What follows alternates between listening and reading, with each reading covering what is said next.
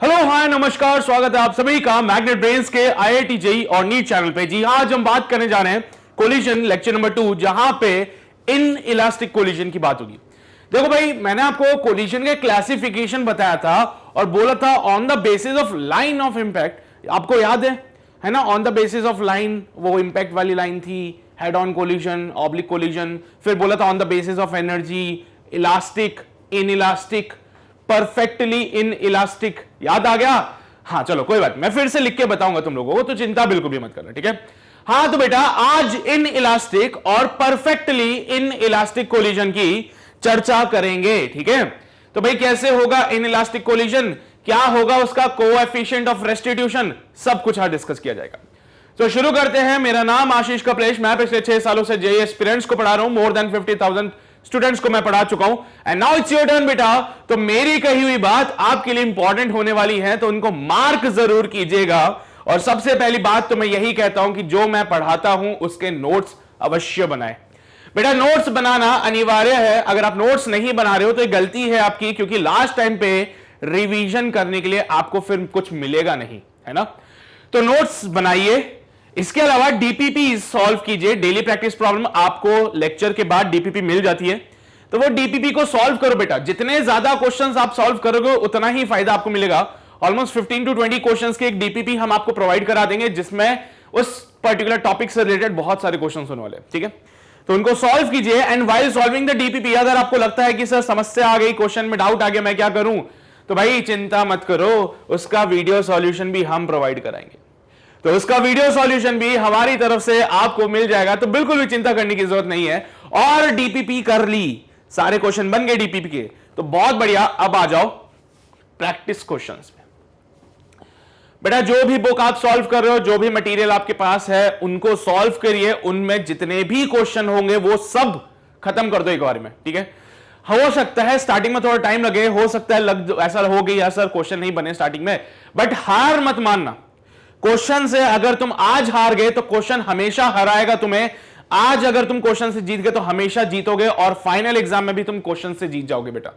तो make sure कि अगर तुमसे क्वेश्चन पहली बारी में, दूसरी बारी में, तीसरी बारी में नहीं बना तो हारना मत, लड़ना, सॉल्यूशन देखो उसका, समझो क्या गलती करी उसमें हमने, और उस प्रकार का सवाल अगर दोबारा कहीं पे दिख गया ना तो उसको छोड़ना मत फिर, ठीक है? तो प्रैक्टिस क्वेश्चंस करना अनिवार्य है। ज्यादा से ज्यादा क्वेश्चंस करोगे उतना ही फायदा आपको मिलेगा। प्रैक्टिस क्वेश्चंस कंप्लीट करने के बाद अब आप आएंगे प्रीवियस ईयर क्वेश्चंस पे और देखेंगे कि जो चीज हम पढ़ रहे हैं वो कितने बार पूछी गई है, उससे रिलेटेड कितने सवाल पूछे गए हैं, किस लेवल पे क्वेश्चन आया गया है, ये सारे आइडियाज कौन देगा? Previous year question. तो वो भी आपको सॉल्व करना पड़ेगा। तो बेटा ओवरऑल अगर बात करें तो ज्यादा हार्ड वर्किंग प्रोसेस नहीं है, आप स्मार्टली वर्क करो। मैं नहीं बोलूंगा आपको कि गधों की तरह मेहनत करते रहो, है ना सर, पढ़ दे कितना भी। अरे स्मार्टली वर्क करो, एक स्ट्रेटेजी बनाओ पूरी कि हाँ सर मुझे इस तरीके से प्रिपरेशन करनी है। तो आज का जो जमाना है वो स्मार्ट वर्क का है, तो स्मार्टली वर्क करो भाई। देखो नोट्स बना लिए, डीपीपी सॉल्व कर ली, क्वेश्चंस की प्रैक्टिस कर लिया और पीवाईक्यू कर लिए, काफी है। बस हर चैप्टर को अगर सेम पैटर्न से प्रिपेयर कर रहे हो तो आप मान के चलो कि कोई बैकलॉग नहीं रहेगा, कोई समस्या नहीं आएगी, और आप इस तरीके से प्रिपरेशन करके चलते हो तो मैं गारंटेड कहता हूं कि आपका सिलेक्शन होगा, क्योंकि आपसे पहले वालों का भी हुआ है। उन्होंने भी पैटर्न फॉलो किए हैं, उन्होंने भी सेम स्ट्रैटेजीज फॉलो की है, तो उनका भी सिलेक्शन हुआ है, तो आपका भी होगा बेटा। बट यह है कि ईमानदारी मेंटेन करके रखना इस पे, ठीक है? ऐसा नहीं कि सर आज तो हमारी कहीं और मीटिंग थी तो हम कुछ पार्ट भूल गए, बीच में से क्वेश्चन सॉल्व नहीं करे, रह गए, सोचा कल कर लेंगे, बट फिर टाइम नहीं मिला। तो ऐसी चीजें मत करना थोड़ा सा, ठीक है? जो भी तुम्हारी मीटिंग्स है उनको कैंसिल करो, क्वेश्चंस पे फोकस करो, पहले पढ़ लो, पहले क्वेश्चन सॉल्व कर लो, फिर जहां तुम्हें जाना है वहां जाओ, कोई रोक टोक नहीं बेटा, ठीक है? बाकी हाँ, जो भी चीजें आपके एग्जाम के लिए इंपॉर्टेंट होगी मैग्नेट ब्रेन्स की तरफ से आपको वो मिलती जाएगी, तो बिल्कुल भी चिंता करने की जरूरत नहीं है, हम आपके साथ हैं बेटा। तो चलिए भाई शुरू करते हैं हमारा आज का लेक्चर। पेन और पेपर लेके तैयार बैठ जाओ। और इससे पहले अगर आपको याद हो तो हमने कोलिजन के क्लासिफिकेशन किए थे, और कोलिजन के क्लासिफिकेशन में हमने बोला था कि सर लाइन ऑफ इंपैक्ट के बेसिस पे एक था head on the basis of line of impact, एक तो हेड ऑन था और एक था ऑब्लिक। कुछ याद आ रहे? एक था हेड ऑन और एक था ऑब्लिक। सिमिलरली यहां पे आओ, on the basis of energy, यहां पे बोला था सबसे पहला आएगा साहब इलास्टिक, फिर आएगा इन इलास्टिक, और फिर आता है परफेक्टली इन इलास्टिक। अब बेटा होता यूं है बेटा कि कभी कभार इलास्टिक को वो परफेक्टली इलास्टिक लिख दे तो घबरा मत जाना, है ना। इलास्टिक को कभी कभार वो परफेक्टली इलास्टिक बोल दे तो घबरा मत जाना, वो एक ही बात हो जाएगी। लेकिन अगर उसने इन इलास्टिक की जगह परफेक्टली इन इलास्टिक लिखा तो पिक्चर बदल जाएगी पूरी। तो अंतर समझ के रखना, या तो वो इलास्टिक बोलेगा या फिर बोलेगा परफेक्टली इलास्टिक, तो एक ही बात हो जाएगी। लेकिन अगर उसने बोल दिया इन इलास्टिक और बोल दिया परफेक्टली इन इलास्टिक, तो दोनों अलग अलग है, अंतर समझो बात को, ठीक है। लास्ट लेक्चर में इलास्टिक कोलिजन के बारे में पढ़ लिया था। कोएफिशिएंट ऑफ रेस्टिट्यूशन 1 होता है साहब, इसके लिए होता है ना कोएफिशिएंट ऑफ रेस्टिट्यूशन 1। वेलोसिटीज निकाली थी, पूरा डेरिवेशन किया था, बट मैंने क्या बोला था, कोई काम का नहीं होगा, कोई नहीं पूछेगा इस डेरिवेशन को। फिर भी मैंने करा दिया तुम लोगों को जस्ट तसल्ली के लिए, और वो डेरिवेशन के बेसिस पे आज का जो टास्क मैं तुम्हें देने वाला हूं वो ये है कि तुम्हें इन इलास्टिक के लिए फाइंड करना होगा। आराम से फाइंड करो, जस्ट टेक योर टाइम, ठीक है। तो वो डेरिवेशन तुम्हें करना पड़ेगा, अप्रोच मैं बता दूंगा, बाकी एफर्ट्स तुम्हें डालने पड़ेंगे खुद से, ठीक है, ठीक है। चलिए भाई, तो let's talk about the in elastic collision. और बेटा इन इलास्टिक कोलिजन में क्या होता है सब, before the collision and after the collision there is some loss in potential energy. क्यों हुआ लॉस ये भी बता देता हूं। पहली बात, अगर हम बात करें इन इलास्टिक कोलिजन की, तो इसके लिए जो कोएफिशिएंट ऑफ रेस्टिट्यूशन की जो वैल्यू होती है बेटा, वो 0 से लेके 1 के बीच में होती है। ना तो 0 होगी ना 1 होगी, पर 0.1 हो सकता है और 0.99 समझो, या 0.9 हो सकता है, ठीक है। तो 0.1 हो सकता है, 0.9 हो सकता है, बट 0 और 1 नहीं होगा, इनके बीच में ही कोई वैल्यू होगी, ठीक है। तो सर क्या वैल्यू होगी हमें क्या पता, क्वेश्चन में गिवन होगा। क्वेश्चन में आपको ये वाली बात गिवन होगी बेटा। इन इलास्टिक मतलब जिसका एक बार शेप चेंज हो जाए तो अपनी बॉडी शेप को रीगेन नहीं कर सकता। तो जो इन इलास्टिक होते हैं they can not regain their shape,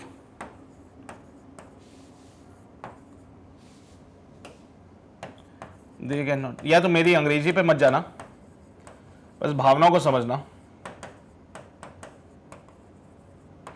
तो जो इन इलास्टिक होते हैं वो अपनी शेप को रीगेन नहीं कर सकते। वो अगर अपनी शेप को रीगेन नहीं कर सकते तो वो क्या होगा बेटा, शेप चेंज हो गया तो फिर वहां पे पोटेंशियल एनर्जी आ जाती है। बोलो जरा। अच्छा, तुमसे कोई बोले कि भाई एक प्लास्टिक की बॉल है, रबर की बॉल होती है, उसको कंप्रेस करते हो, छोड़ते हो तो फिर से अपने शेप में आती है।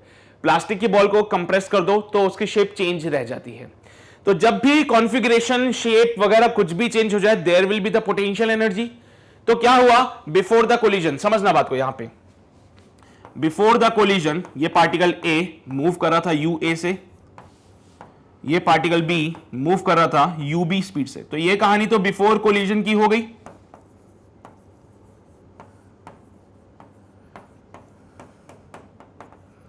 कोलिजन के बाद क्या हुआ सर, कोलिजन हो गया यहां पे। हाँ साहब, कोलिजन हुआ यहां पे। कौन सा वाला हुआ सर, इन इलास्टिक। बेटा यहां पे इन इलास्टिक कोलिजन हुआ, और इन इलास्टिक कोलिजन के बाद इनका शेप चेंज हो गया। ये ए वाला मूव कर रहा है वी ए से, ये बी वाला मूव कर रहा है वी बी से। तो कोलिजन के बाद आपने देखा इनका शेप चेंज हो चुका है। तो आफ्टर कोलिजन अगर इनका शेप चेंज हुआ तो काइनेटिक एनर्जी इनिशियल वाली not equals to kinetic energy final वाली। तो kinetic energy initial not equals to kinetic energy final. क्यों सर, ऐसा क्यों हुआ? क्योंकि सर यहां पे शेप चेंज होने की वजह से, change in shape, due to change in shape there is potential energy. और बेटा पोटेंशियल एनर्जी क्या खुद से आ जाएगी? है पोटेंशियल एनर्जी क्या खुद से आएगी? नहीं सर, एनर्जी को ना तो बनाया जा सकता है ना तो डिस्ट्रॉय किया जा सकता है, उसको तो एक फॉर्म से दूसरे फॉर्म में कन्वर्ट किया जा सकता है। सर इनका यहां पे शेप चेंज हो गया, और तुम भी जानते हो कॉन्फ़िगरेशन चेंज हो जाए, पोजीशन चेंज हो जाए, अब कॉन्फ़िगरेशन में शेप वगैरह सब आ जाता है फिर, ठीक है। तो अगर यहां पे कॉन्फ़िगरेशन चेंज होता है तो there will be some potential energy, तो साहब इनके पास पोटेंशियल एनर्जी आई। अब इनके पास पोटेंशियल एनर्जी आई कहां से, तो सर वो पोटेंशियल एनर्जी ये जो इनिशियली काइनेटिक एनर्जी थी ना इसमें से आई है। तो सर अभी भी तो चल रहे, तो मैंने कहां बोला कि काइनेटिक एनर्जी जीरो होगी, मैं तो ये कह रहा हूं कि इनिशियली सिर्फ और सिर्फ काइनेटिक एनर्जी थी, फाइनली काइनेटिक एनर्जी के अलावा उसके पास पोटेंशियल एनर्जी भी आएगी। मतलब कि इनिशियल काइनेटिक एनर्जी और फाइनल काइनेटिक एनर्जी अब बराबर नहीं हो सकते, ठीक है। इनिशियल काइनेटिक एनर्जी और फाइनल काइनेटिक एनर्जी अब बराबर नहीं हो सकते, just because of the reason इनका शेप साइज वगैरह बदल चुका है। तुमने देखो अगर दो गाड़ियां आपस में भिड़ती है तो टूट जाती है, टूट जाने मतलब शेप चेंज हो गया, शेप चेंज होने की वजह से काइनेटिक एनर्जी का लॉस हो गया है। जब दो गाड़ियां टकराती है तो साउंड आता है, दो गाड़ियां टकराती है तो हीट डेवलप होती है, शेप चेंज होता है। तो पहले दो गाड़ियां चल रही थी तो उनके पास सिर्फ काइनेटिक एनर्जी था बेटा, टकराने के बाद शेप चेंज हो गया, पोटेंशियल एनर्जी हो गया, हीट के फॉर्म में एनर्जी निकल गई, आवाज आई जोर से धमाकी, साउंड एनर्जी, है ना। तो जो इनिशियल काइनेटिक एनर्जी है अब वो फाइनल काइनेटिक एनर्जी के बराबर नहीं है, जिसके कारण आई मस्ट से कि final kinetic energy is less than the initial kinetic energy. आओ जरा अगले पेज पे इसकी चर्चा करते हैं हम लोग, और चर्चा में बस यही कहना चाहता हूं कि अगर मैं इनिशियल एनर्जी की बात करूं, इनिशियल एनर्जी की मैं बात करूं तो वो हमारे पास सिर्फ और सिर्फ काइनेटिक एनर्जी हुआ करती थी। अगर मैं फाइनल एनर्जी की बात करूं, अगर फाइनल एनर्जी की बात करूं तो फाइनल एनर्जी में मेरे पास काइनेटिक एनर्जी तो आ रही है, लेकिन साथ में एक पोटेंशियल एनर्जी भी नजर आ रहा है, मुझे पोटेंशियल एनर्जी भी मुझे नजर आ रहा है, जिसके तहत काइनेटिक एनर्जी इनिशियल और फाइनल बारी बराबर नहीं हो सकती, जिसके कारण काइनेटिक एनर्जी इनिशियल और काइनेटिक एनर्जी फाइनल बराबर नहीं हो सकती। आप देख रहे हो एनर्जी कंजर्वेशन लगता है बेटा, एनर्जी को ना तो बनाया जा सकता है ना ही डिस्ट्रॉय किया जा सकता है, तो इनिशियल एनर्जी बराबर होगी फाइनल एनर्जी की। मैं काइनेटिक एनर्जी को इक्वेट नहीं कर रहा हूं, बट टोटल एनर्जी को तो कर सकता हूं, क्योंकि टोटल एनर्जी तो कंजर्व्ड ही होती है बेटा। तो इनिशियल एनर्जी बराबर फाइनल एनर्जी किया। देखो ये काइनेटिक है और यहां सिर्फ एनर्जी है बेटा। जब मैं सिर्फ एनर्जी बोल रहा हूं तो मैं काइनेटिक और पोटेंशियल सबको लूंगा यहां पे। अगर मैं सिर्फ एनर्जी बोलता हूं तो मेरा मतलब है कि काइनेटिक एनर्जी भी, पोटेंशियल एनर्जी भी, उसके अलावा कोई और अगर तुम कंसीडर कर रहे हो, जैसे हीट के फॉर्म में जो एनर्जी निकल रही है या साउंड एनर्जी जो आ रही है, अगर आप इसको भी कंसीडर करते हो तो लिखो, बट अभी जब तक हमें नहीं बोला जाए हम नहीं लिखेंगे उसको। तो बेटा इसके तहत काइनेटिक एनर्जी इनिशियल बराबर हो जाएगा kinetic energy final plus potential kinetic. क्या देखने को मिल रहा है कि सर फाइनल काइनेटिक एनर्जी में कुछ जोड़ा तो इनिशियल वैल्यू मिली, फाइनल काइनेटिक एनर्जी में जब कुछ ऐड करोगे तो इनिशियल काइनेटिक एनर्जी मिलेगी। That means kinetic energy initial is greater than kinetic energy final, यानी इनिशियली काइनेटिक एनर्जी ज्यादा थी, फाइनली काइनेटिक एनर्जी कम हो गई। That means there is some loss in kinetic energy.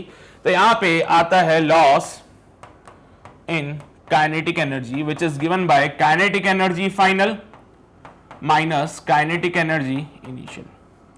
So I must say there is a loss in the kinetic energy that is given by kinetic energy final minus kinetic energy initial, और ये है कहानी हमारे loss in kinetic energy जो कि होता है inelastic collision में। किस में होगा? inelastic collision में होगा। सर काइनेटिक एनर्जी के लॉस के बारे में बताने लग गए, पहले वही बता देते कैसे इसकी वेलोसिटी वगैरह निकालनी है। वेलोसिटी निकालने का वही पुराना तरीका बेटा, जैसा इलास्टिक कोलिजन में किया था। क्या? एक तो कोएफिशिएंट ऑफ रेस्टिट्यूशन का फॉर्मूला लगेगा और एक मोमेंटम कंजर्वेशन लगेगा। मैंने क्या बोला था कि मोमेंटम कंजर्वेशन और कोएफिशिएंट ऑफ रेस्टिट्यूशन सारे प्रकार के कोलिजन के लिए वैलिड हैं, भले फिर वो इलास्टिक हो, इनइलास्टिक हो, परफेक्टली इनइलास्टिक हो, हर एक के लिए मोमेंटम कंजर्वेशन और कोएफिशिएंट ऑफ रेस्टिट्यूशन लगेगा। बस यहां पे काइनेटिक एनर्जी का लॉस हो गया जो कि इनइलास्टिक कोलिजन में होता है। इलास्टिक में तो कोई लॉस नहीं होता क्योंकि इनिशियल और फाइनल बराबर होते हैं, बट ऐसा यहां पे नहीं होता है। क्लियर है की बातें? अब क्या होता है मैं आपको बता देता हूं। सवाल इस प्रकार का आता है, बोलता है साहब एक बॉडी जिसका मास m1 था बिफोर द कोलिजन वो u1 स्पीड से चल रहा था, एक बॉडी जिसका मास m2 है मूव कर रहा था u2 से, such that u1 is greater than u2, such that u1 is greater than u2, u1 u2 से बड़ा हो जाएगा। बेटा क्या हुआ कि कोलिजन के बाद इनकी वेलोसिटी हो गई v1 and v2 respectively. After the collision इनकी वेलोसिटी हो गई v1 एंड v2 रेस्पेक्टिवली। तो मुझे v1 v2 फाइंड करने के लिए बोल देते हैं वो लोग, कि बोल देंगे कि भाई साहब v1 की वैल्यू फाइंड कीजिए, also find the value of v2। तो क्वेश्चन में क्या क्या गिवन है, m1 गिवन होगा, u1 गिवन होगा, m2 गिवन होगा, u2 गिवन होगा। साथ ही साथ क्योंकि इनइलास्टिक कोलिजन है बेटा, तो इसके लिए आपको गिवन होगा E का वैल्यू, साथ ही साथ आपको गिवन होगा E। तो आपको फाइंड करने की जरूरत नहीं है E को, यह सोचने की जरूरत नहीं है कि E का वैल्यू क्या हो सकता है, E आपको गिवन होगा बेटा। तो मोमेंटम कंजर्वेशन तो लगेगा क्योंकि यहां पे u1 बड़ा था u2 से, तो इनकी टक्कर जो हुई है आपसी सहमति से हुई है और हमने इसमें कुछ नहीं किया। क्या तुम आए थे यहां पे इसको फोर्स लगाने के लिए? नहीं ना, खुद से चल रहा था सब, भाग रहा था, खुद से टकरा के जाके। क्या तुम आए इधर यहां पे इसको उधर फेंका तुमने? नहीं सर, हमने कुछ नहीं किया, हमने कुछ भी नहीं किया। और हमने अगर कुछ नहीं किया तो there is no external force. तो since there is no external force,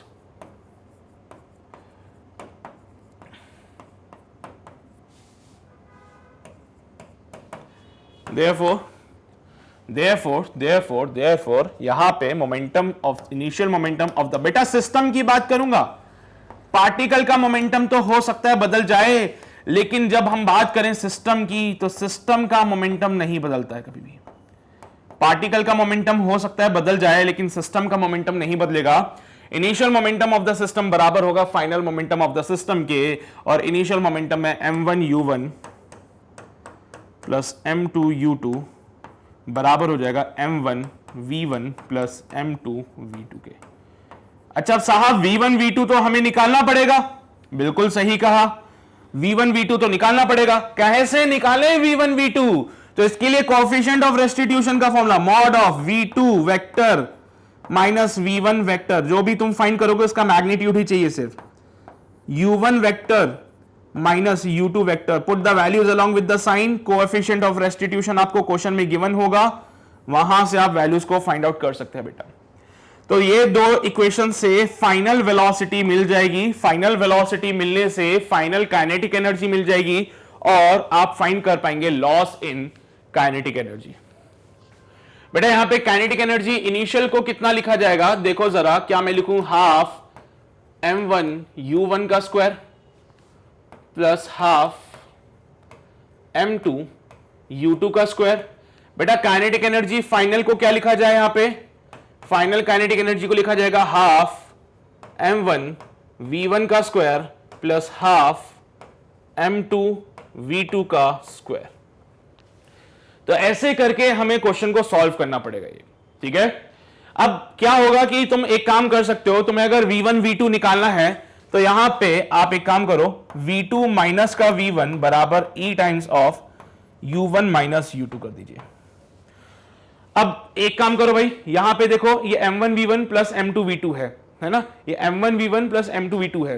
पूरी इक्वेशन को m1 m2 से मल्टीप्लाई कर दो और यहां पे भी सेम काम कर लेना, है ना। पूरी इक्वेशन को m1 m2 से मल्टीप्लाई कर दो और यहां पे भी यही काम कर लो, तो उससे आपके v1 v2 के टर्म्स में आएगा, फिर आपस में प्लस माइनस करके आप सॉल्व कर सकते हो। या फिर आप v2 का वैल्यू उठाइए, v1 plus e times of u1 minus का u2। सर ये तो इलास्टिक में भी किया था, बस वहां पे e का वैल्यू 1 आ गया था। हाँ सही कह रहे हो, इलास्टिक में भी यही काम किया था, बस e की जगह क्या आ गया था वहां पे 1।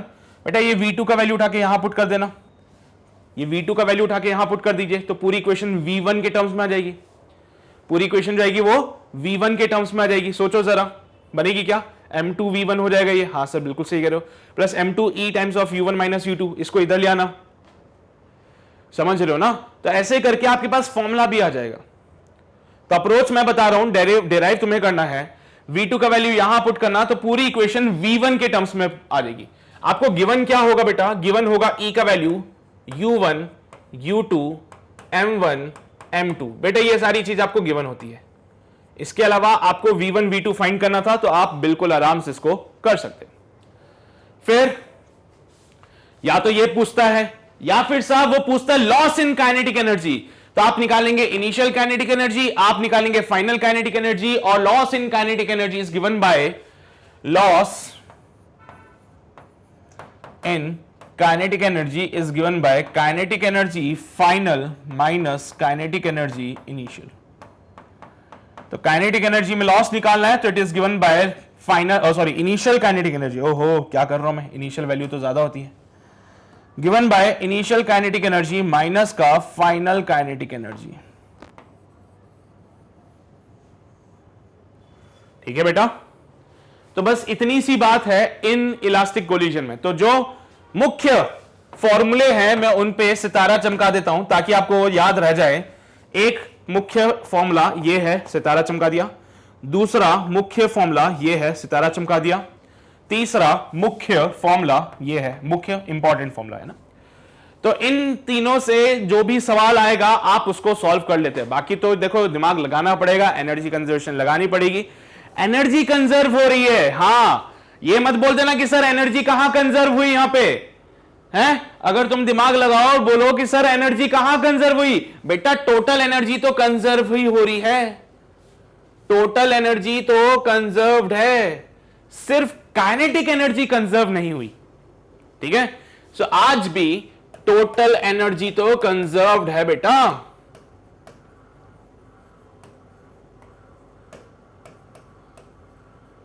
समझ रहे हो बात को? तो टोटल एनर्जी तो कंजर्व्ड है, काइनेटिक एनर्जी में कह सकते हैं कि चेंजेस हो गए, क्योंकि काइनेटिक एनर्जी सर कन्वर्ट हो रही थी दूसरे फॉर्म में। अब यह तो सिर्फ पोटेंशियल एनर्जी बोल रहा हूं, यहां पे मैं तो बोल रहा हूं पोटेंशियल एनर्जी। तुम तो मानो यहां पे साउंड एनर्जी भी आएगी, यहां पे हीट भी आएगा, है ना। सो सब कुछ होगा बेटा यहां पे। बट ठीक है, उनके बारे में ज्यादा डिस्कशन नहीं करते हैं हम लोग। हम पोटेंशियल एनर्जी को अच्छे से समझते हैं, और क्योंकि बातें मैकेनिक्स की चल रही है तो सिर्फ मैकेनिकल एनर्जी को मद्देनजर रखते हुए हम इन बातों पे गौर फरमाएंगे।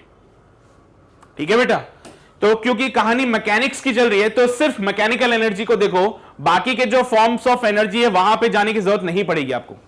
तो एक काम कीजिए बेटा, इसको नोट कीजिए, राइट फ्रॉम हियर। ये इनइलास्टिक कोलिजन की कहानी यहां से शुरू हो जाती है।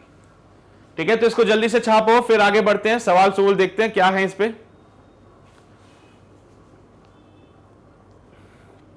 देख लिया, छाप लिया, ये भी नोट किया सभी ने। फिर इधर आओ बेटा, वो मैंने सितारे चमका दिए जहां जहां पे इंपॉर्टेंट फॉर्मूलाज थे। हो गया, चलिए भाई साहब, तो यहां पे आओ, जल्दी से देख लो।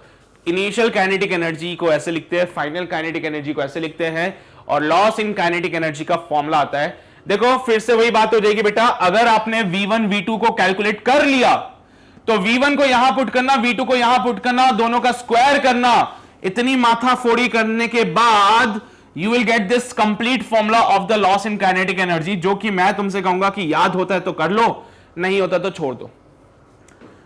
ठीक है मेरे बच्चे, आपने U1 निकाला, U1 U2 क्वेश्चन में गिवन था। आप सबसे पहले निकालेंगे V1, फिर आप निकालेंगे V2, फिर आप उस V1 को यहां पुट करेंगे जिसका स्क्वायर करना है, फिर आप V2 को यहां रखोगे उसका भी स्क्वायर करना है, और स्क्वायर करके फिर उसको इनिशियल काइनेटिक एनर्जी से माइनस करना है। पूरी मशक्कत करने के बाद देख लेना कुछ इस प्रकार का फॉर्मूला आएगा। अगर इसमें कुछ करेक्शन होगा तो देख लेंगे, अभी क्वेश्चन आएगा तो पता चल जाएगा खुद ब खुद। ठीक है, तो इस प्रकार की कुछ बातें बनेगी, तो तुम एक बार जरा देख लेना क्या होता है ना। बट मैं तो नहीं बोलूंगा इस पे ज्यादा फोकस करने की जरूरत है। ओके, देखो जल्दी से, चलिए भाई साहब, बहुत बढ़िया। अच्छा, इसमें एक करेक्शन कर लेना फॉर्मूले में मुझे अभी याद आ गया, यहां पे स्क्वायर होगा। ठीक है, हाँ, तो it will be your half m1 m2 upon m1 plus m2 1 minus e u1 minus u2 का होल स्क्वायर।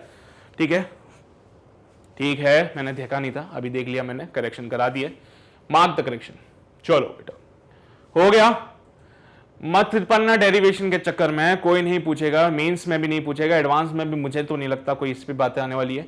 ठीक है, तो derivation is not so important, formula मैंने बता दिया है, ये फॉर्मूला है। बाकी तुम्हारी इच्छा श्रद्धा, तुम पहले v1 v2 कैलकुलेट करो, फिर उसका स्क्वायर करना, v2 का स्क्वायर करना, यहां पुट करना, फिर उसको इनिशियल से माइनस करना, तो ये आएगा। एनीवे, चलिए भाई बढ़ते हैं, एक सवाल देख लेते हैं इस पे बेस। सवाल क्या कहता है बेटा, find the velocities of the ball after the impact. बेटा ये दो बॉल हैं, एक 4 kg की है और एक 8 kg की है। 4 kg वाली जा रही है with the speed of 12 metre per second, 8 kg वाली जा रही है with the speed of 4 metre per second, and it is said that find the velocities of the ball after impact and calculate the loss of kinetic energy due to the impact if the coefficient of restitution is 0.5। भावनाओं को समझ जाइए, अगर coefficient of restitution 0 से लेके 1 के बीच में है तो खुद ब खुद किसी के कहने की जरूरत नहीं होनी चाहिए, खुद बोल देना कि साहब ये तो इन इलास्टिक कोलिजन है।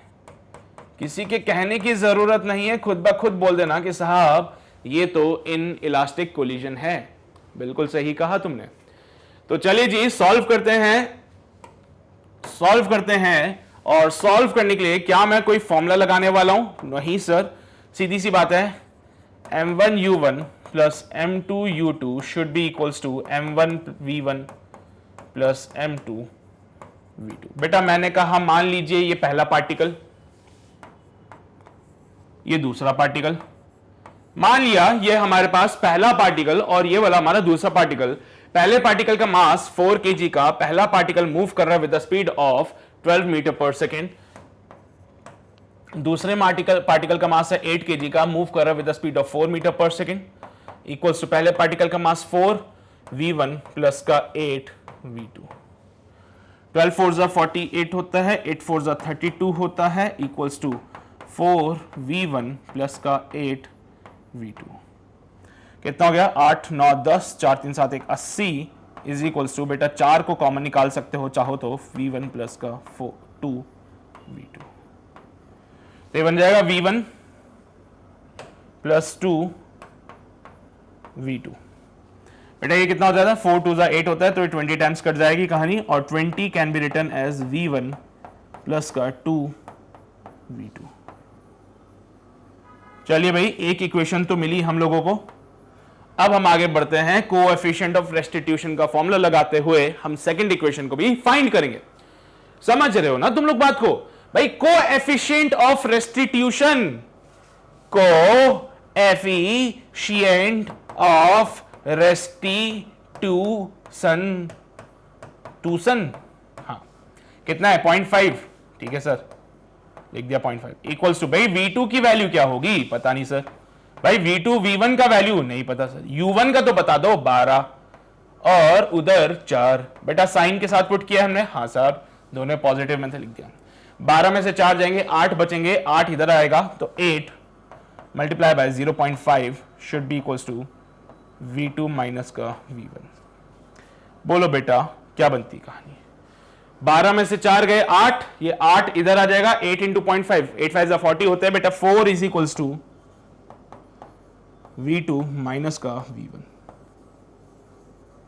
4 is equals to v2 minus का v1। This is your equation number 2। Okay sir, समझ गए। 1 और 2 को ऐड कर दें, क्योंकि देखो ये प्लस का v1 वो माइनस का v1, दो इक्वेशंस को ऐड करने से मजा ही आ जाएगा। दो इक्वेशन को ऐड करने से मजा ही आ जाएगा। तो 1 प्लस का 2 किया, 1 प्लस का 2 किया तो 20 प्लस का 4 is equals to v1 plus 2v2 plus v2 minus का v1। v1 प्लस का 2v2 plus v2 minus v1। साहब v1 से तो v1 निपट गया, ये क्या? 2v2 प्लस v2 3v2, और ये हो जाएगा 24। So 24 is equals to 3v2। So v2 can be written as 8 meter per second, यानी second particle after the impact चलेगा 8 मीटर पर सेकेंड से। जो सेकेंड पार्टिकल है आफ्टर द कोलिजन कितने से चलेगा? 8 मीटर पर सेकेंड से। सर पहले वाले का भी बता दो। तो v2 की जगह अगर 8 है तो v1 इधर आएगा, वो इधर आएगा, v1 हो जाएगा 4 मीटर पर सेकेंड।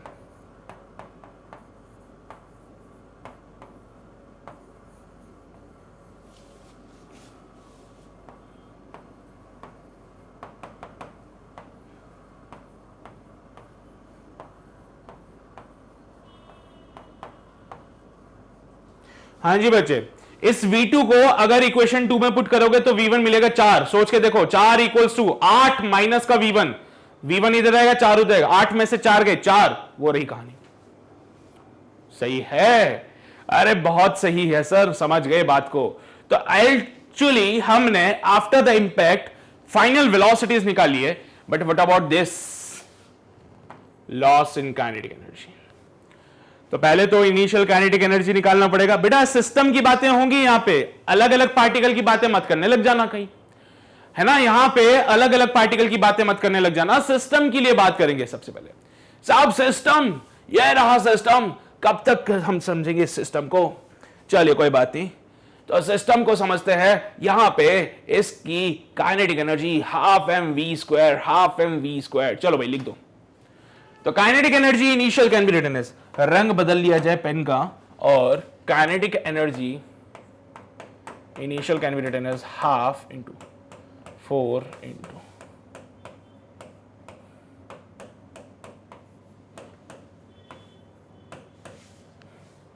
कितनी स्पीड से, 4 से जा रहा था ना वो, हाफ 4 इंटू 12, हाफ 8 इंटू 4 का स्क्वायर।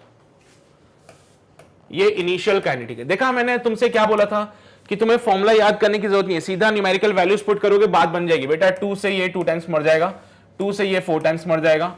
सो 2 इंटू, बेटा 12 का स्क्वायर होता है 144, पता है क्या तुम लोगों को? नहीं पता, कोई बात नहीं। 4 का स्क्वायर होता है 16, ये भी नहीं पता होगा, है ना, कोई बात नहीं, मैंने बता दिया, आज के बाद नोट कर लेना इसको। क्या होता है 4 4 8, ये हो जाएगा 288, और 16 4 64 होते हैं सर। वैसे तो 8 4 12 होते हैं, और 8 4 12 के बाद 8 6 14 और एक 15 होते हैं, हाँ, और यहाँ पे 3 आता है।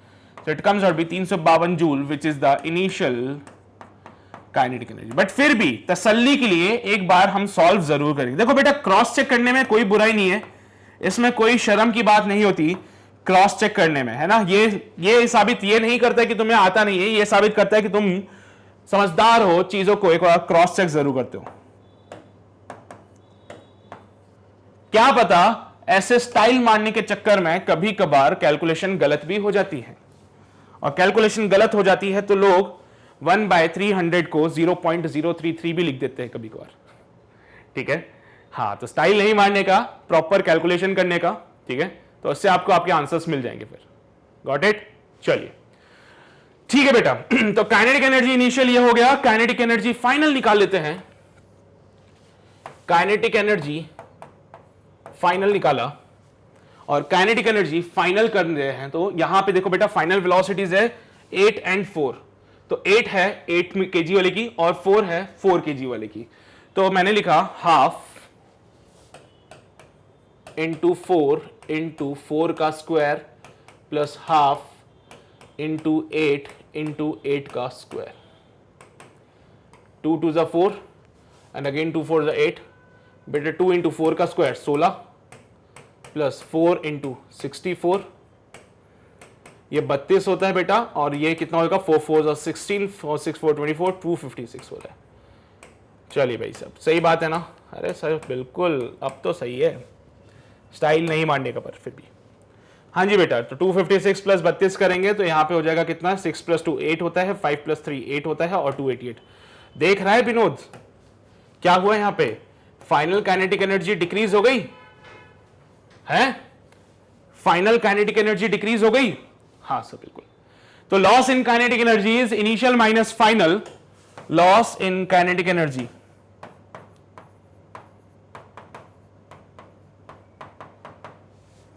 Kinetic energy initial minus kinetic energy final, तो 352 माइनस का 288। सो 352 माइनस 288, 8 4 12 होते हैं, और यहां पे 4 हो जाएगा, 8 6 14 होते हैं, और आंसर बनेगा 64 जूल। तो बेटा कितने एनर्जी का लॉस हुआ सर? 64 जूल का लॉस हुआ हमारे पास। कितनी एनर्जी का लॉस हुआ? 64 जूल का लॉस हुआ हमारे पास। समझ रहे हो बात को तुम लोग? क्लियर है बातें?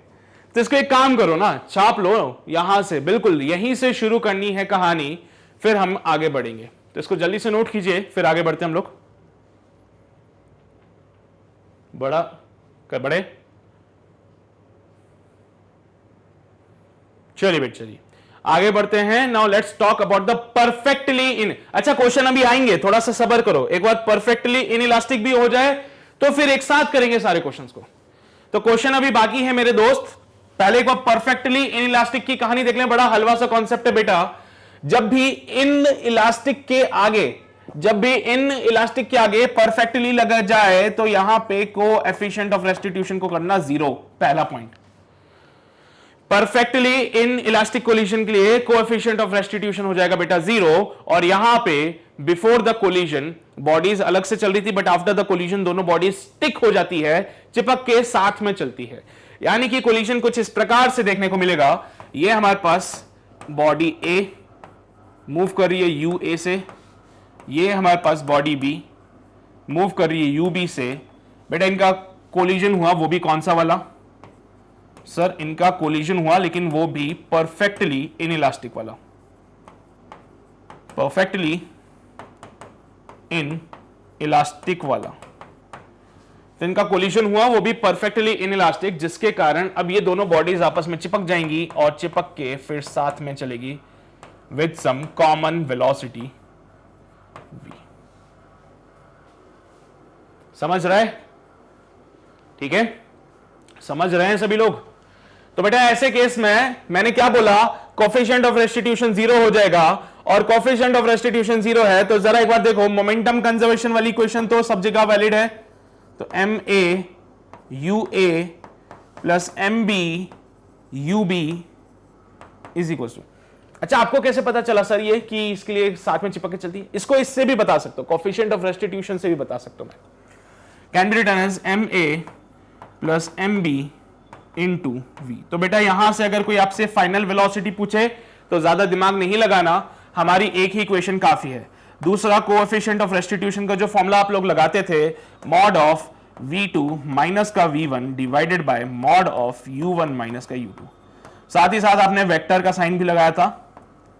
तो बेटा अगर कोएफिशिएंट ऑफ रेस्टिट्यूशन 0 हो जाए तो 0 is equals to v2 minus v1 upon u1 minus का u2। इसको फर्दर सॉल्व किया तो ये तो इधर आएगा 0 हो जाएगा, तो बनेगा v2 minus v1 should be 0। तो v2 बनेगा v1 कितना, v2 कितना हो जाएगा? v1 के जितना हो जाएगा। यानी कि दोनों बॉडीज की फाइनल वेलोसिटी सेम हो जाएगी। यही बात परफेक्टली इन इलास्टिक कोलिजन बताते हैं। तो सर यहां पे भी क्या एनर्जी का लॉस होगा? ऑफ कोर्स होगा, क्योंकि वो इन इलास्टिक है, वो इन इलास्टिक है, इसीलिए लॉस तो बनता है बॉस। लेकिन किसका? सिर्फ काइनेटिक एनर्जी का। टोटल एनर्जी आज भी कंजर्व्ड है, जो लॉस होगा वो सिर्फ काइनेटिक एनर्जी का होगा। तो अगर मैं यहां पे बात करूं इनिशियल काइनेटिक एनर्जी की, तो इनिशियल काइनेटिक एनर्जी को तो लिख सकते हैं हाफ ma ua का square plus half mb ub का स्क्वायर। ये हमारे पास इनिशियल काइनेटिक एनर्जी आती थी। फिर हमारे पास आने लगी फाइनल काइनेटिक एनर्जी, और ये होता था half ma plus mb into v का स्क्वायर। ये हमारे पास फाइनल काइनेटिक एनर्जी आने लगी। बेटा वो initial kinetic energy, final kinetic energy और लॉस निकालना था, तो loss is actually initial minus का फाइनल। तो इसको सॉल्व करते हैं तो जहां तक मुझे याद है फॉर्मूला बनता है half m1 m2 divided by m1 plus m2 into u1 minus u2 का होल स्क्वायर। चेक कर लो, हाँ ठीक है। हाँ जी बच्चे, तो यहां पे फॉर्मूला बनता है half m1 m2 divided by m1 plus m2 u1 minus u2 का होल स्क्वायर। अच्छा, इन इलास्टिक में क्या बना था? इन इलास्टिक वाले में क्या बना था सर? इन इलास्टिक में एक एक्स्ट्रा चीज आ गई थी, वो थी 1 माइनस का e, क्योंकि वहां पे कोएफिशिएंट ऑफ रेस्टिट्यूशन 0 होता नहीं, और अगर कोएफिशिएंट ऑफ रेस्टिट्यूशन 0 नहीं हो रहा तो कुछ वैल्यू आएगी वहां पे e की। तो हमारे लॉस इन काइनेटिक एनर्जी में भी एक इक्वेशन और एक टर्म और जुड़ती है। तो मैं दोनों का डिफरेंस बता देता हूं, अभी आपको सारी बातें क्लियर हो जाएगी। अगर मैं बात करूं इन इलास्टिक कोलिजन की, अगर मैं बात करूं इन इलास्टिक कोलिजन की, तो यहां पे काइनेटिक एनर्जी का जो लॉस होगा that is given by half m1 m2 divided by m1 plus m2 u1 minus u2 का होल स्क्वायर इंटू 1 माइनस का e। बेटा क्योंकि इन इलास्टिक के लिए e का वैल्यू 0 से लेके 1 के बीच में कुछ होता है, इसलिए ये इक्वेशन बनती है। वहीं पे अगर मैं परफेक्टली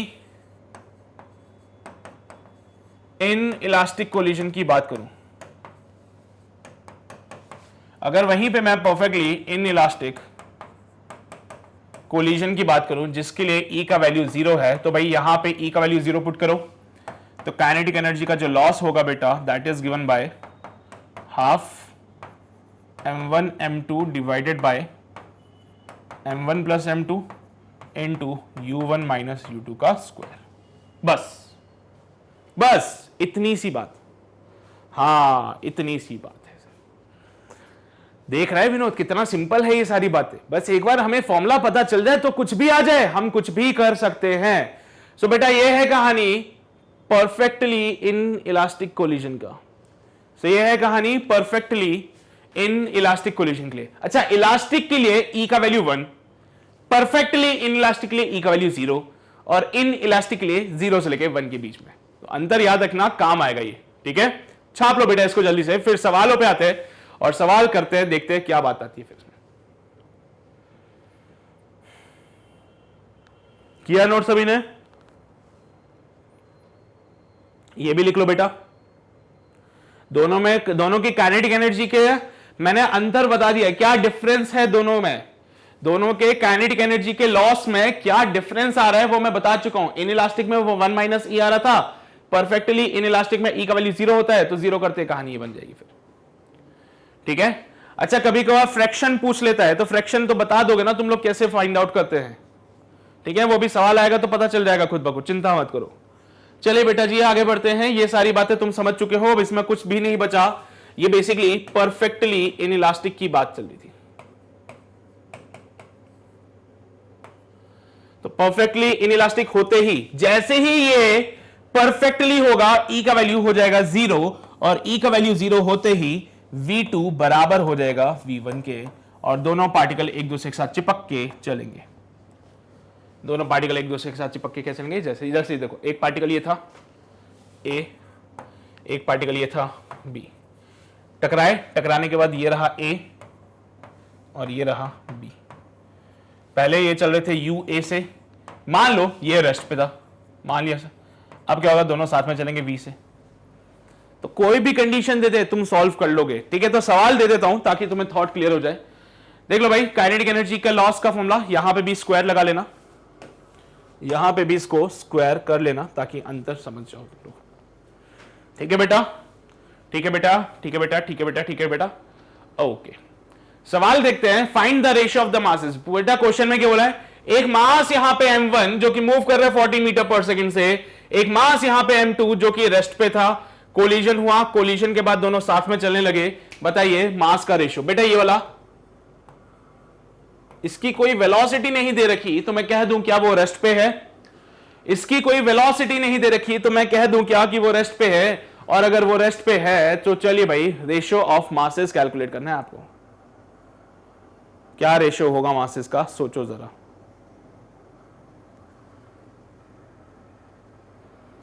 इसमें क्या सोचना सर, मोमेंटम कंजर्वेशन लगा दे क्या इसमें? लगा दो भाई। तो m1 u1 plus m2 u2 should be equals to m1 plus m2 into v। क्या फाइनल वेलोसिटी दे रखी है? हाँ सर।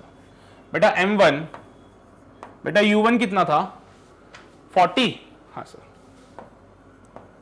और ये वाला पार्ट तो 0 हो जाएगा क्योंकि बॉडी रेस्ट पे है। तो m1 प्लस m2 इनटू, हाँ जी, v की जगह पे क्या पुट करूं 30, लिख दो सर 30। तो इक्वेशन बनेगी 40 times of m1 should be equals to 30 times of m1 plus m2। भाई काम करो ना, 0 से 0 मार दो, 3 को नीचे ले आओ, m1 को दे ले जाओ, तो 4/3 should be equals to m1 plus m2 divided by m1। Fraction ले लीजिए इनका बेटा, और ऐसा करने पे एलसीएम लिया हमने तो it can be written as 4/3।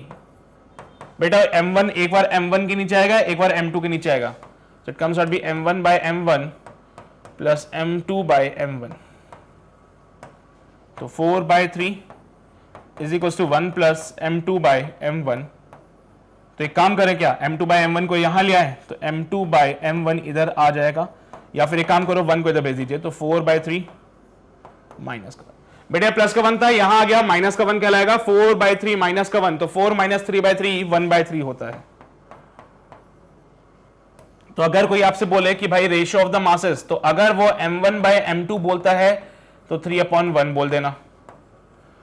Question में स्पेसिफाई करके नहीं बोला ना उसने, बोला है क्या, हाँ सर m1 by m2, तो ये तो m2 by m1 1/3 आ रहा था। अरे यार बोलो ना, m2 by m1 1/3 था, तो m1 by m2 3:1 आएगा, खत्म कहानी। बस बोलो यार, कुछ है कि इसमें खतरनाक नहीं था ना।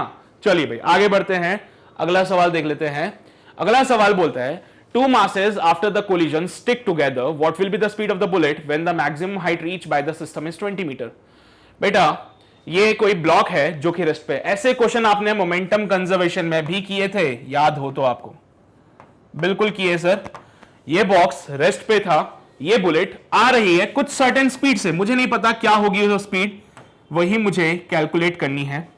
लेकिन इतना जानता हूं कि जब ये बुलेट इस ब्लॉक के अंदर गई, जब ये बुलेट इस ब्लॉक के अंदर गई तो वो इस ब्लॉक के अंदर ही रह गई, और अब ये बुलेट और ब्लॉक का सिस्टम ऊपर जाने लगा, आगे की तरफ जाने लगा V डैश से। ये बुलेट और ब्लॉक का सिस्टम क्या बन गया, भी ये बुलेट प्लस ब्लॉक, तो बुलेट और ये ब्लॉक का जो सिस्टम है अभी एक साथ जाने लगा आगे, पर क्योंकि आपने रस्सी से बांधा था, रस्सी से बांधने की वजह से it performs a circular path, और वो पहुंच जाता है एट दिस पॉइंट ऊपर। कहां पहुंच जाता है वो, ऊपर की तरफ। तो कितनी हाइट अटेन करी, 20 मीटर की। क्या अभी भी बुलेट इसके अंदर है, हां साहब अभी भी बुलेट इसके अंदर है, और यहां पे आके फिर से ये हो गया रेस्ट पे। तो इसने कितनी हाइट अटेन की है, 20 मीटर की। तो बताइए बेटा बुलेट की वेलोसिटी क्या होगी। सर बुलेट की वेलोसिटी निकालने के लिए पहले मुझे बुलेट और प्लस ब्लॉक की वेलोसिटी V डैश निकालनी पड़ेगी, और V डैश निकालने के लिए मैं क्या करूं, एनर्जी कंजर्वेशन लगाऊं। कैसे सर, ये रेफरेंस ले लिया जाए। अगर आपने इसको रेफरेंस ले लिया तो इस लाइन पे पोटेंशियल एनर्जी को शून्य कर सकते हैं। अगर आपने ये डॉटेड लाइन को रेफरेंस ले लिया बेटा, तो यहां पे पोटेंशियल एनर्जी 0। इस लाइन से 20 मीटर ऊपर गए, यानी कि यहां पे पोटेंशियल एनर्जी होगा बट काइनेटिक एनर्जी नहीं होगा, और यहां पे पोटेंशियल एनर्जी नहीं होगा और काइनेटिक एनर्जी होगा। तो बेटा एनर्जी कंजर्वेशन लगाते हैं between the point A and B. ये पॉइंट ए, ये पॉइंट बी। सो ए और बी के बीच में conservation of mechanical energy, because we are dealing with the mechanics बेटा। तो मैकेनिक्स में डील कर रहे हो तो using the conservation of mechanical energy. क्या बोल रहे हो, हमें तो मौका ही नहीं दिया सॉल्व करने का, खुद ही सॉल्व करना शुरू कर रहे हो। चलो भाई तुम्हें भी मौका दिया जाता है, सॉल्व कर लो एक बार, फिर मैं बताऊं कैसे करना है इसको।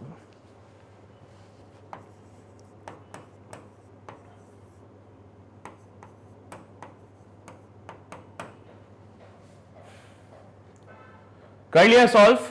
तो बेटा मैं कंजर्वेशन ऑफ मैकेनिकल एनर्जी लगा रहा हूं बिटवीन ए एंड बी। ए और बी के बीच में एनर्जी कंजर्वेशन लगाया तो बेटा वही बात होगी, kinetic energy at point A plus potential energy at point A बराबर होगा kinetic energy at point B plus potential energy at point B. A पे पोटेंशियल एनर्जी 0 है, बी पे काइनेटिक एनर्जी 0 है, तो मैं बोलूं kinetic energy at point A बराबर potential energy at point B. बोल लो। मास कितना होगा सर, हाफ बुलेट का मास प्लस ब्लॉक का मास इनटू वी डैश का स्क्वायर, क्योंकि भाई बुलेट का मास मान लीजिए स्मॉल m हो जाएगा और ब्लॉक का मास मान लीजिए कैपिटल M हो जाएगा। तो मेरे बच्चे एक बार बता, क्या अभी ए पॉइंट पे काइनेटिक एनर्जी जीरो नहीं है ना, तो काइनेटिक एनर्जी होगी हाफ टोटल मास। टोटल मास में बुलेट का भी मास आएगा, ब्लॉक का भी मास आएगा। कितनी स्पीड से जा रहा है? वी डैश से। तो half total mass V dash का square should be is equals to total mass into GH. तो भाई यहां से ये कहानी खत्म। सो वी डैश का square should be equals to 2gh। बेटा 2 इंटू जी की जगह मैंने 10 पुट किया और हाइट अटेन करी है 20 की, so it comes out be 400। तो बेटा वी डैश की वैल्यू आ जाएगी कितनी? 20 मीटर पर सेकेंड। ये बड़े काम की बात मिली मुझे। वी डैश की स्पीड जो आ रही है 20, यानी कि उनकी कंबाइंड वेलोसिटी, किसकी? बुलेट और ब्लॉक की combined velocity 20 meter per second आ रही है। Now this is A and this is C, तो क्या ए और सी के बीच में एनर्जी और मोमेंटम का कंजर्वेशन ही लगेगा? क्या बेटा बोलो, कोई एक्सटर्नल फोर्स लगा? नहीं सर, बुलेट स्पीड में थी, ब्लॉक रेस्ट पे था, इनकी आपसी मर्जी की वजह से ही कोलिजन हुआ है। तो using momentum conservation between A and C, using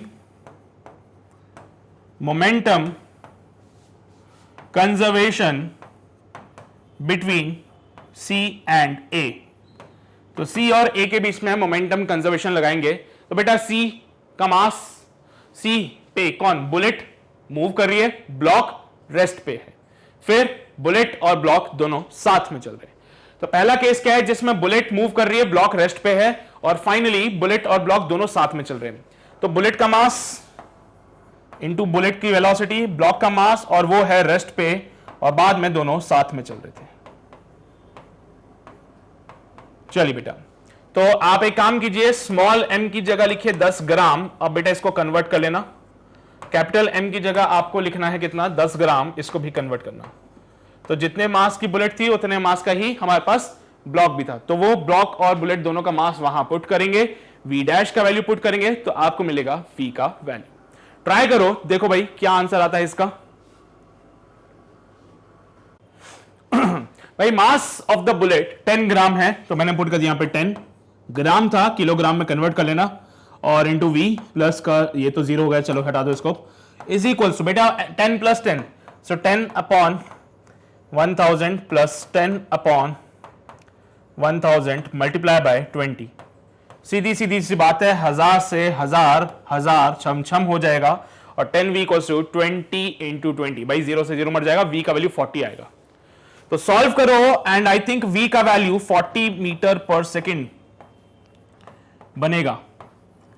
solve करने पे v का जो वैल्यू बनेगा, it comes out be 40 meter. देखो ना यार, 10 प्लस 10 20, 20 इंटू 20 400 डिवाइड बाय 10 40, तो v का वैल्यू बनेगा 40 मीटर पर सेकेंड। ठीक है, तो v का वैल्यू बनेगा 40 metre per second, 40 metre per second. यही आंसर, अरे यही है। What is the speed of the bullet? 40 metre per second. What is the speed of the bullet? 40 metre per second. कहानी खत्म, बस इतनी सी बात है। ठीक है, चलिए बेटा जी नोट कर लीजिए इसको जल्दी से, फिर अगले सवाल की ओर बढ़ना है हम लोगों को। नोट किया? आओ बेटा अगला सवाल, find the fractional change in kinetic energy of the system. System की काइनेटिक एनर्जी का फ्रैक्शनल चेंज। बेटा पहली चीज, फ्रैक्शनल चेंज का मतलब क्या होता है? कोई आपसे बोले फ्रैक्शनल चेंज, तो आप क्या लिखोगे यहां पे? तो इसका मतलब होता है बेटा डिफरेंस जो भी आएगा, है ना, difference divided by initial value. और यही अगर मैं परसेंटेज चेंज निकालूं तो परसेंटेज चेंज होता है fractional change multiply by 100। Fractional change multiply by 100। ठीक है, तो अगर परसेंटेज चेंज निकालना है तो it is your fractional change multiply by 100। Fractional change निकालना है तो दिस इज द फॉर्मूला। बेटा सर क्या सिर्फ डिफरेंस आएगा? नहीं, यहां पे डिफरेंस हो या लॉस हो कुछ भी लिखो। जैसे हमारे यहां पे काइनेटिक एनर्जी का लॉस होता है, तो यहां पे डिफरेंस हो या लॉस हो, जो भी हो उसको लिखो बस। ठीक है, अगर फाइनल वैल्यू ज्यादा है इनिशियल से तो डिफरेंस आएगा, अगर फाइनल वैल्यू कम है इनिशियल से तो लॉस हो जाएगा। तो डिफरेंस हो, लॉस हो, जो भी हो, उसको मेंशन करना है यहां पे, ठीक है। और अपॉन इनिशियल वैल्यू करोगे तो फ्रैक्शनल चेंज आएगा, और इसी फ्रैक्शनल चेंज को जब 100 से मल्टीप्लाई कर दोगे तो वो बन जाता है परसेंटेज चेंज। तो अगर ये बात आपको नहीं पता थी तो इसको नोट कर लीजिएगा बेटा। और अब इस सिस्टम के लिए यहां पे आप देख रहे हो दो पार्टिकल है, m1 वाला u स्पीड से जा रहा है, m2 वाला रेस्ट पे है। बाद में क्या हुआ सर, दोनों साथ में चिपक गए और एक कॉमन वेलोसिटी से गए v, जो मुझे नहीं पता। तो मुझे बताना है fractional change in kinetic energy. मुझे बताना है fractional change in kinetic energy. हाँ जी बेटा, कैसे बताएं sir fractional change in kinetic energy को?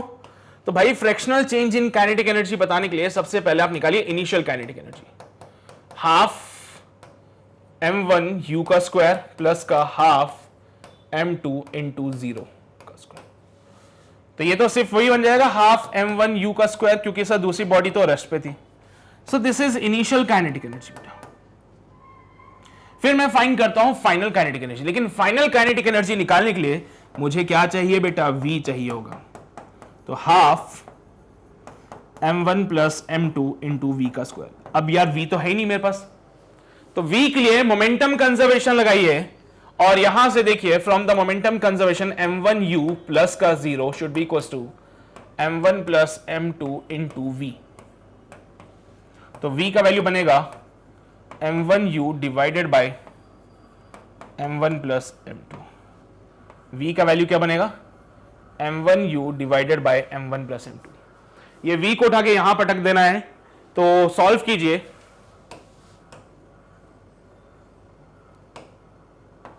Half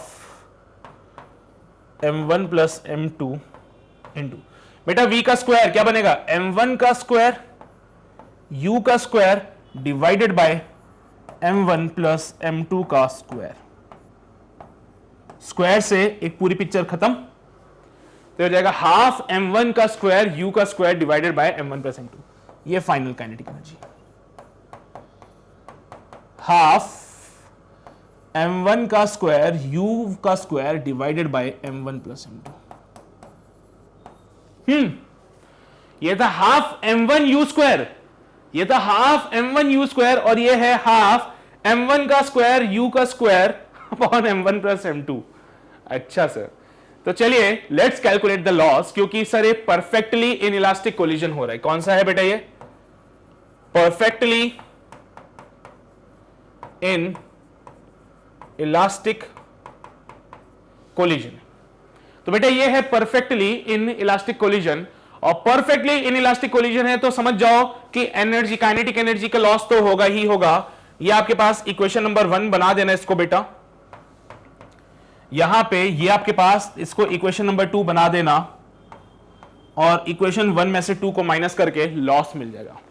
so let's find the loss in kinetic energy, let's find the loss in kinetic energy.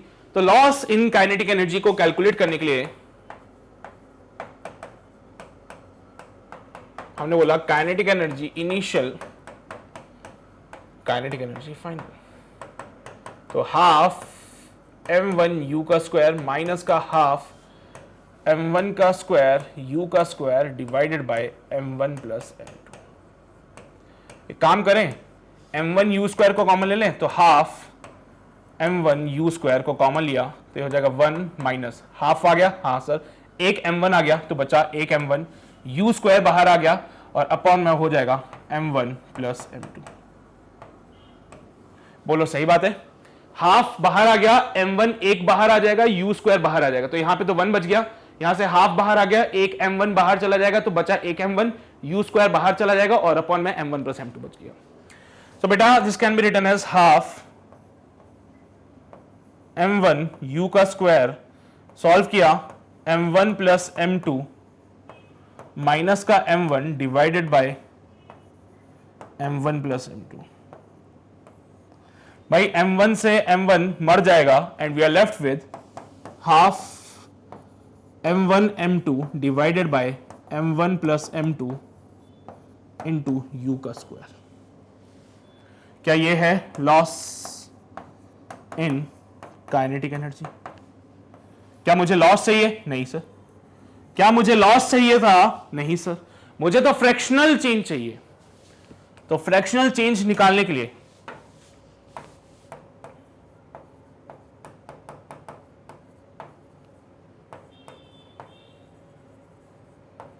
can be written as loss in kinetic energy divided by initial kinetic energy. हाँ जी बेटा, तो loss की अगर हम बात करें तो यहां से हाफ ऑफ, वैसे तो यहां से भी कर सकते हो, स्मार्ट वर्क करना चाहो तो, बट ठीक है अभी हमने यहां पे लिख दिए बातें तो लिख लो, और अपॉन में हाफ m1 u का स्क्वायर। भाई साहब हाफ से हाफ मर जाएगा, m1 से m1 मर जाएगा, u स्क्वायर से u स्क्वायर मर जाएगा, तो you are left with only m2 divided by m1 plus m2। It is the fractional change in kinetic energy.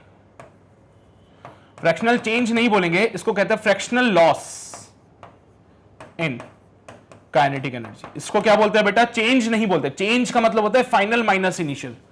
इसको चेंज कहना गलत होगा क्योंकि चेंज होता है फाइनल माइनस इनिशियल, और यहां पे काइनेटिक एनर्जी के केस में होता है लॉस, तो ये है फ्रैक्शनल लॉस। समझ गए बेटा? ये हाफ m1 u स्क्वायर, ये क्या है? Initial kinetic energy. यहां पे क्या है? Loss in kinetic energy. Directly यहां से भी आ सकती थी बात।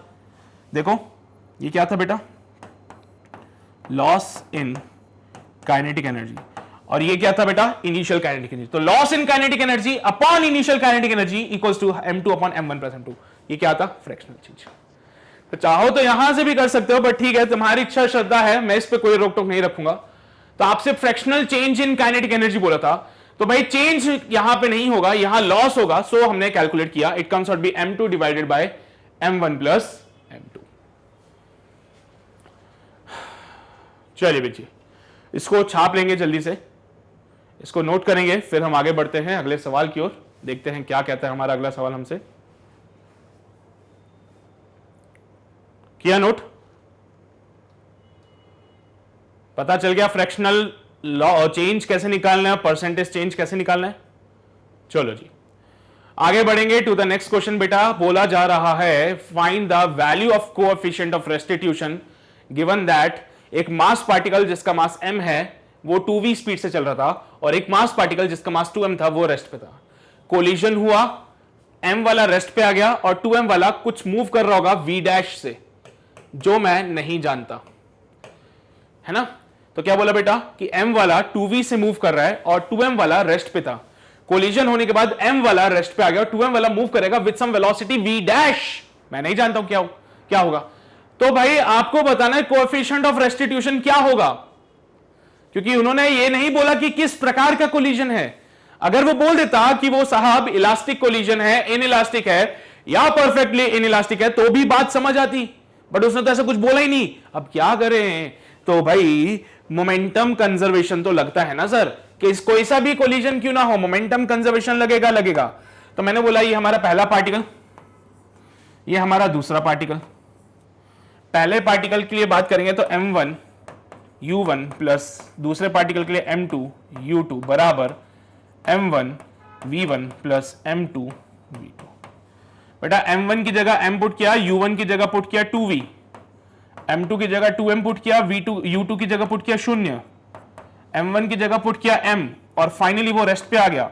m2 की जगह पुट किया 2m, ये मूव कर रहा है v डैश से, सो 2mv should be equals to 2m v dash, so 2m से 2m मर जाएगा, v dash will be equals to v dash कितना हो जाएगा? v के बराबर हो जाएगा। यानी कि वो जो पार्टिकल है 2m वाला, अब वो कितनी स्पीड से मूव करेगा बेटा? सर v dash से मूव करेगा, और v dash का वैल्यू हमने निकाल लिया है। ये मूव करता v dash से, जो पहले अनजान था, बट अभी हमने देखा कि v dash हमारा v आ रहा है। चलिए भाई, तो कोएफिशिएंट ऑफ रेस्टिट्यूशन बता सकते हो? हाँ सर बिल्कुल बता सकते हैं हम लोग। देखो भाई अगर मैं लिखूं तो u1 हमारा 2v है, u2 हमारा 0 है, v1 हमारे पास 0 है और v2 हमारे पास है v। u1 2v, u2 0, v1 0, v2 कितना? v। So coefficient of restitution का formula mod of v2 minus का v1 divided by mod of u1 minus का u2। So E is equals to बेटा मॉड ऑफ, बेटा v2 कितना? v और v1 कितना 0 divided by बेटा u1 की जगह 2v माइनस का 0, तो e का वैल्यू बनेगा v अपॉन 2v यानी कि 1/2, यानी कि e का वैल्यू जो बनता है वो है 0.5। तो बेटा किस प्रकार का कोलिजन देखने को मिला आपको? ये सर ये है इन इलास्टिक कोलिजन जहां पे कोएफिशिएंट ऑफ रेस्टिट्यूशन 0 से लेके 1 के बीच में है। यह है इन इलास्टिक कोलिजन जिसमें कोएफिशिएंट ऑफ रेस्टिट्यूशन 0 से लेके 1 के बीच में है, यानी कि 0.5 है, यानी कि 0.5 है। तो बात समझ रहे हो ना तुम लोग, सभी लोग? तो छाप लो इसको जल्दी से, फिर आगे बढ़ते हैं अगले सवाल की ओर। बढ़ें आगे। अच्छा जी, the energy loss during the collision is, बता दो भाई। डायरेक्ट फॉर्मूला लगाना चाहते हो डायरेक्ट फॉर्मूला लगा लो, मोमेंटम कंजर्वेशन से करना है मोमेंटम कंजर्वेशन, मतलब तुम्हारी इच्छा श्रद्धा है भाई, इसमें मैं कुछ नहीं बोलूंगा। इस पे एनर्जी लॉस कैलकुलेट करनी है बस आप लोगों को, तो मैं कुछ नहीं बोलूंगा, तुम्हारी इच्छा श्रद्धा के अनुसार चलेगी सारी बातें। क्या सॉल्व किया तुमने? किस प्रकार का कोलिजन है ये? पहली बात तो सर मैं देख रहा हूं दोनों पार्टिकल चिपक के साथ में चल रहे हैं, आप देख रहे होंगे। मैं इनके बॉर्डर्स बना देता हूं ताकि विजिबिलिटी और अच्छे से आ जाए। दोनों पार्टिकल्स जो हैं चिपक चुके हैं और साथ में चल रहे हैं, यानी कि this is the scenario for perfectly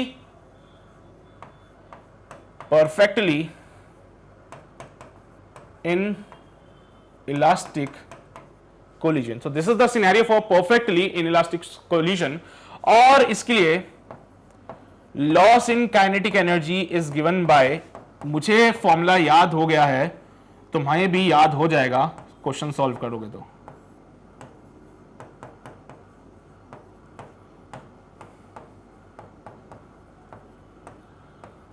ठीक है बेटा, half m1 m2 divided by m1 plus m2 into u1 minus u2 का होल स्क्वायर।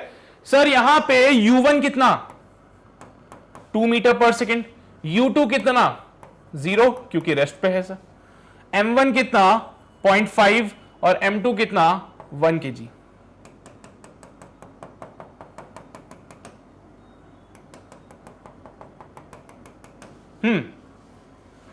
तो just put the values, m1 की जगह 0.5, m2 की जगह 1, m1 की जगह 0.5, m2 की जगह 1 इंटू u1 की जगह 2 और u2 की जगह 0 का होल स्क्वायर।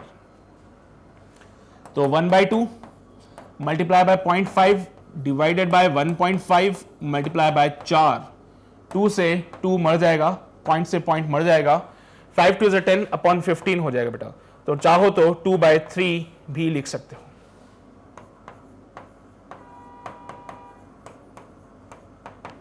अरे 5 3 15 होते हैं, 2/3 जूल का लॉस होगा, यानी 2/3 कितना बनेगा बेटा? पॉइंट लगाना पड़ेगा 0.6, अरे 0.66666 चलती जाएगी कहानी। हाँ सर, अरे ऐसे नहीं करते थे क्या तुम लोग? 3 6 18 फिर से 2, 3 6 18 फिर से 2। यार मैंने भी तो ये बोला था 0.66666 चलती जाएगी कहानी। तो इसको हम राउंड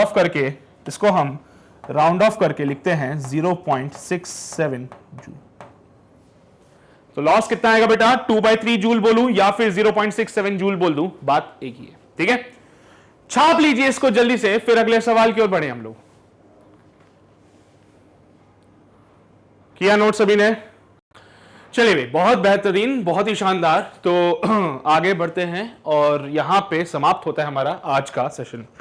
देखो भाई, ऐसा नहीं है कि क्वेश्चंस इतने ही कराऊंगा, क्वेश्चन अभी बाकी है मेरे दोस्त, और ये क्वेश्चंस आपको देखने को मिलेंगे आपके अगले लेक्चर में, जहां पे हम bouncing off ball, again it's a case of in elastic collision. हाँ, जब भी बॉल को ऊपर से छोड़ते हो तो बॉल टकराती है, टकरा के क्या दोबारा उसी हाइट पे आती है? नहीं ना सर, थोड़ा सा नीचे रहती है उससे, फिर टकराती है, फिर उससे नीचे, फिर टकराती है, फिर उससे नीचे, और ऐसे करते करते एक टाइम पे बॉल जमीन पे रह जाती है। फिर तो bouncing off ball, again it is a case of a in elastic collision, तो उसको भी देखेंगे। साथ ही साथ कुछ प्रीवियस ईयर क्वेश्चंस जो एडवांस में पूछे गए हैं, जो मेंस में पूछे गए हैं, उनको सॉल्व करेंगे और देखेंगे इस पे और क्वेश्चंस किस लेवल पे आ सकते हैं। तो अगला सेशन अगेन मैं कहूंगा इंपॉर्टेंट होगा, क्योंकि वहां पे आपको जबरन क्वेश्चंस देखने को मिलने वाले हैं। तो अपने कॉन्सेप्ट्स को एकदम स्ट्रांग कर लीजिए। वीडियो को दोबारा देखना है तो उसके लिए आप हमारे ऑफिशियल वेबसाइट www.magnetbrains.com पे जाइए। वहां पे जाके आपको IIT JEE में जाना है तो मेरे लेक्चर्स आपको मिल जाएंगे। तो आज तक जितना भी पार्ट मैंने पढ़ाया है, जितने भी DPPs मिली हैं, वीडियो सॉल्यूशंस किए हैं, हर एक चीज वहां पे आपको अवेलेबल हो जाएगी। ठीक है, तो एक बार वेबसाइट विजिट करके जरूर देखिए। और वहां पे देखो, वेबसाइट पे बुलाता हूं इसका ये मतलब नहीं है कि यहां पे आपको सब्सक्रिप्शन लेना पड़ेगा या मेरे तरफ से कोई कूपन कोड मैं आपको दूंगा जिसको आपको लगाना पड़ेगा। तो ऐसा कुछ नहीं है बेटा, ये एब्सोल्युटली फ्री रहेगा आप लोगों के लिए। तो आप वीडियो को एक बार देखो, 2 बार देखो, 3 बार देखो, 10 बार, 100 बार, 1000 बार देखो, अपने दोस्तों को दिखाओ, गली मोहल्ले वालों को दिखाओ, कभी भी कोई सब्सक्रिप्शन की डिमांड नहीं आएगी बेटा। It's absolutely free for you guys. और not only for IIT JEE but बाकी के जो भी कोर्सेज हैं वो भी हमारे मैग्नेट ब्रेन्स के ऑफिशियल वेबसाइट पे फ्री में अवेलेबल है, फुल कोर्स। ठीक है, तो एक बार अपने दोस्तों को भी बोल दो जाके कि अगर वो भी इनमें से किसी कॉम्पिटिटिव एग्जाम की प्रिपरेशन कर रहे हैं तो आके जरूर ज्वाइन कर लीजिए, because magnet brains is the perfect solution for all these exams, right. चलिए भी, चैनल पे अगर नए हो तो चैनल को सब्सक्राइब कर लेना, वो जो लाल बटन है उसको दबा लेना, उसके बगल में जो घंटा है बजा देना, सो दैट कोई नोटिफिकेशन मिस ना हो सके।